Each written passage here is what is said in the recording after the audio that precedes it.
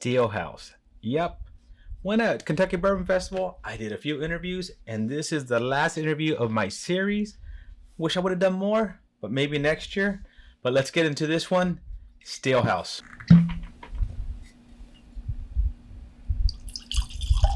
We found this as but if you could you tell us a little bit about yourself, tell us a little bit about the history and what you got moving forward. Sure. So my name is Brian Bible. I'm one of the owners at Old SteelHouse Distillery up here in Kentucky, just outside of Bardstown. Old SteelHouse is a great story. A lot of historical assets that we have at the distillery. It was originally built in the early 30s, and it was the T.W. Samuel and Son Distillery. So it was built by the Samuels family that started Maker's Mark. The distillery's been shut down since the 70s. When we got in there, it literally looked like people clocked out on Friday and never came home. Wow. So like a haunted house almost. It could potentially be haunted. Yeah. We've heard some weird noises here and there. For real. The cool thing about the distillery is we're working with the National Historic Tax Credit Program, and we're going to renovate the old buildings, and we're going to turn it into a phenomenal destination location right here in the heart of bourbon country, right outside of Bardstown. Yeah. So we're going to have a restaurant and a bar and a tasting room out there. We'll have a retail presence as well, but we're also going to add a lot of event space out there for private events. We're working with one of the major franchise companies in the country to add 60 cottages out there. So oh, cool. Folks can actually come out and stay with us, do weddings, corporate events, and things of that nature. We're also going to be building a new distillery with 2,000-gallon pot stills. Oh, wow. We have a small test distillery now. We just finished building it out earlier this year. Just recently got our DSP, so it's been really fun to be able to bring all our barrels on site now and play with them like we want to.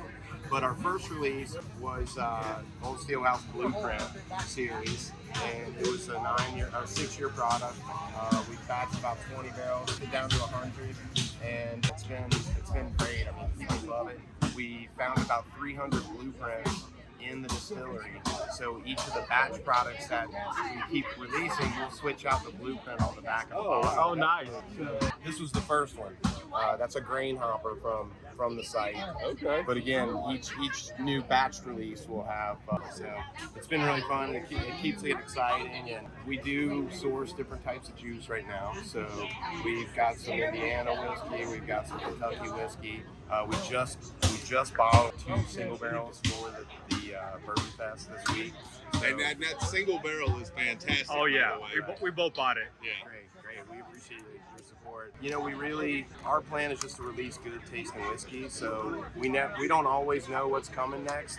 We just let our palates tell us what tastes really good, and the team sits down, we all taste it together. We have a process on how we do that, and whatever barrel wins. And that's how we pick our product. Instead of saying, hey, we have to be stuck in this mash bill or that mash bill, we let our tongues tell us what tastes good. Okay. Ultimately, though, once we get the big house open, you know, we will start having some products that you'll see normal releases, a 4 and a 7-year product, but we're going to continue to have that creative side. Ultimately, we've got a really cool series that'll be coming out a few years down the road called the Lab series. Okay. And there's an old lab that, I mean, there was like live mercury on the tables when we went in there, and like I said, it looked like people checked out and never came back. But Sounds like Hotel California. yeah, when we get things up and open and people come on site for the tours, it's just so cool. It's really hard to explain, but I mean, A lot of history. It'll make the hair on the back of your neck stand up when you get out there, because it's amazing.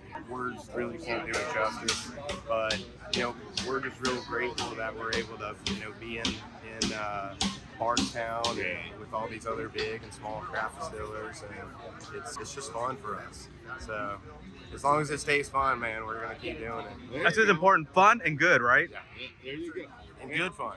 And you know what? And I truly appreciate you taking the time with us, Brian. I thought it was a great history lesson for me to learn about you guys. And on top of that, I had your pours. I have to go back and revisit things a bunch of times.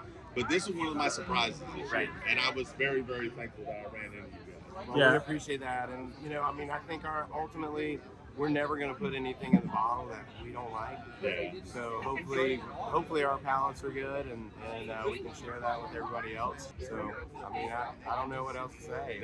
No, well, appreciate it. Thank you for everything you did. Yeah. Brian, thank you so much. Absolutely. Appreciate it, brother. And thank you. Appreciate it. Oh, you guys are back. Well, what'd you think of that one? That was the last one in my series. I really enjoyed doing them. I learned a lot about each of these little craft distilleries. There's a lot more there. I wish I would have had time to do more of them, but that is my goal for next year. I'm definitely going to do more of these interviews. So let me know. What did you think about them? Did you like them? Did you like learning a little bit about each one of them? I know I did. So hopefully the whiskey nerd in you also appreciated that. Hey, my friends, thank you for joining me on another journey down my bourbon rabbit hole. To our next journey, my friends, cheers.